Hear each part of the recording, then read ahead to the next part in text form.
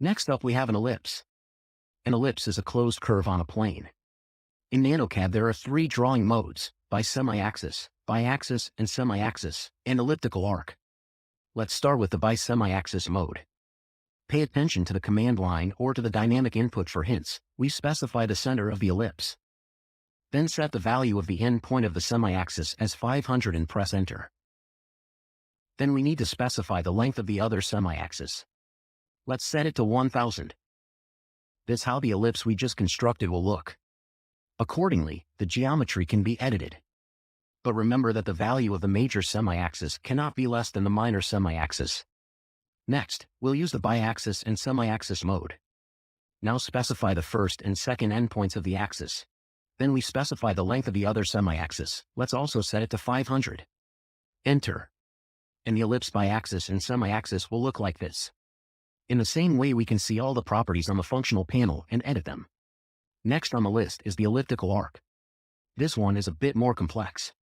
You need to specify the endpoint of the arc or the center, then the second endpoint of the arc. Next, the length of the other semi-axis. And the starting angle. Let's go from 90 degrees, and then we can set the final angle. Let's make it 180. Enter. Then the elliptical arc will look like this. We can stretch it using the editing grips. Then the center can be moved just like with any other editing grips. Let's briefly discuss working with splines. We use them relatively less often compared to the main drawing modes. They're often used to construct horizontals, contours, and symbols. Let's use the spline with fit points and arbitrarily make a construction. We see a curve was created based on our fit points. To finish the command you can use the spacebar or enter. After selecting, the editing grips will be displayed, which are the fit points that we specified for constructing this spline.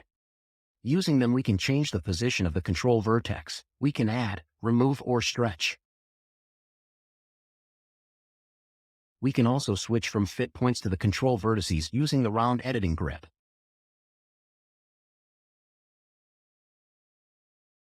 We can also use this plane based on the control vertices and similarly switch from it to a spline based on fit points. And, accordingly, the same option apply: add, stretch, remove. Also, interestingly, we can convert a polyline into a spline. For example, we have such a broken polyline. Next, we select one of the splines and choose the object option. Select an object to convert into a spline. Pointing to our polyline, press enter. And just like that, the polyline is easily transformed into a spline. That's all for this tool. Now we will proceed to study the second group of primitives. These are construction line, ray, point, revision cloud, donut, and helix. This tool is used less often than the main drawing modes, and now we'll discuss each of them in more detail. Construction line and ray are auxiliary lines. And they look like this. Remember that the construction line is an infinite line, which has neither a beginning nor an end. In the following options, offered by the command, we can draw a line horizontally or vertically. We can set an angle bisector and offset. Let's use a horizontal line construction. If necessary, we can simply turn on ortho and we can build strictly horizontally or vertically. But the difference here is that we can start drawing further, meaning there won't be an intersection from one point. Vertically, it's already clear what it is. Let's cancel the command. Let's use the construction line again and choose an angle. You can use the spacebar to repeat the last command. First angle or baseline. Let's set the angle of the line to 45 degrees. Enter. Next, we need to specify the construction point. Let's place it at the intersection of the line. In the same way, we can continue the construction at the set angle. End the command. Choose the construction line again. A bisector divides the angle in half. Let's specify the nearest angle vertex. Point on the first ray of the angle. And point on the second ray of the angle. In this way, we can construct a bisector just by specifying the nearest point and the angle points. The last thing we can do with the construction line is an offset. Offset basically works just like the move command, but it's in the editing group. Let's set an offset value of 1000. Enter, and choose a linear object. After specifying the line, you need to specify the side for the offset. Next up, we have the ray. A ray has a beginning but no end. We can arbitrarily specify the first point, and the ray will look like this. The working principle is almost the same. Specifying the base point through a point, so we will continue later the construction as in the first, and actually, that's it. This is how auxiliary lines work. Now let's move on to the next tool, which is point. This command allows you to create what are called point objects, which can appear as a regular point or a special symbol. Now, we've created 2 points. Their appearance looks usual. To change the appearance from a point, we will use the mode variable. Now we need to set a value for this point. I'll use the value that I remember, which is 98. I'll suggest where to find all other values later. Enter. Now, I'll use the point again. And the point will have the following display appearance. The program's help can be accessed online. Point. Select the point. Here you can also read all the basic information about this tool, specifically its variable values to change the point's appearance. Currently, we have this option presented. It can be changed using the system variable that we entered earlier. And that is. The next drawing mode is Revision Cloud. The cloud consists of arc segments, the length of which we can adjust. More often than not, the cloud is used to highlight explanatory notes or to make markings on the drawing. The cloud offers many parameters that you can use, some of which we will apply. Let's leave the arc length unchanged and do the first construction. Styles can be normal or calligraphic. So here, we already have the calligraphic style represented. Let's use the normal style for subsequent construction. And here, we see that it has a normal style without transition. We can also construct a cloud with the opposite arc direction.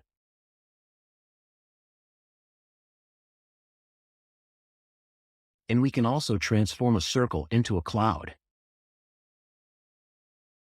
Select the object setting and then select the circle. We can change the direction to the opposite. Let's select No. And this is how a circle transformed into a cloud will look.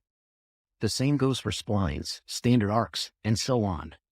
Next there is a donut command, which consists of 2 arc polylines, which at the end are connected and form a circular shape.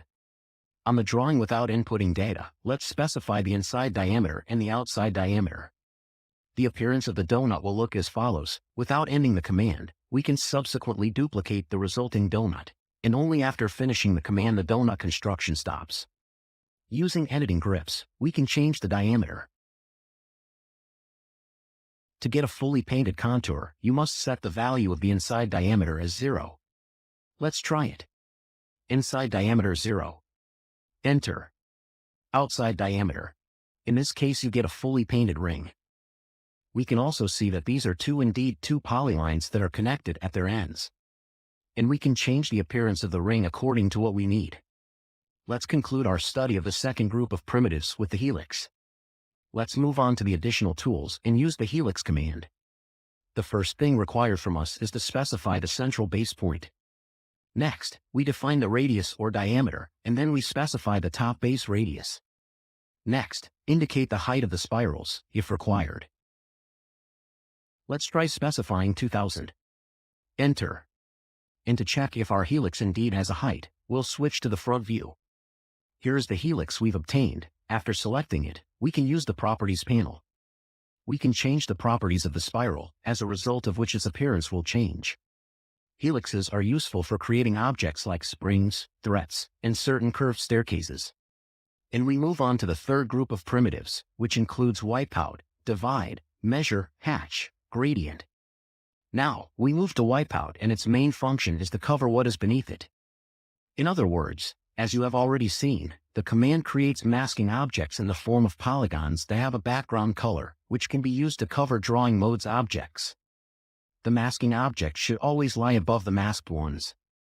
Using the wipeout frame sub-options, it can be made invisible. If we disable it, the frame of the masking disappears. It can also be enabled again. We can also convert a closed polyline into masking. Let's see an example. Let's draw a rectangle again. Apply wipeout to the rectangle. Polyline.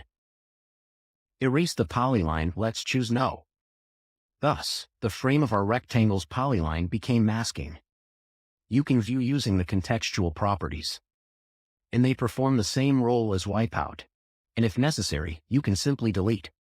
Using the editing grips, you can change the frame, you can stretch as needed. You can also create and layout space to hide objects located in the model space. This is how wipeout works. Next up are measurement and divide elements. The divide command will distribute on an object or its perimeter points or blocks at equal distances. Let's see an example on a line segment. We'll use the divide command. For this, we need to select the object to be divided and specify the number of segments. Let's specify 6 segments. Enter. Since last time we changed the appearance of the point display, it will look like this. The next command, which is somewhat similar to the divide command, is measure objects. The only difference is that we need to specify the distance to which we want to distribute points on the object. To do this, in the same way, we will draw a random line, then we'll choose the command measure objects. Select the object and specify the segment length, let's say 2000. Enter. In this way, our line is divided into equal segments based on the specified distance. The next and last 2 sections, 2 commands, are hatching and gradient. The next dialog box opens a set of hatching parameters. Using the double arrow, you can expand additional drawing modes for work, and the first thing we see is type and pattern. There are 3 types: predefined, user-defined, and custom. Next, we see a pattern, which can be selected from a drop-down list. You can also open an additional hatching pattern window. Next, you can set the angle and scale.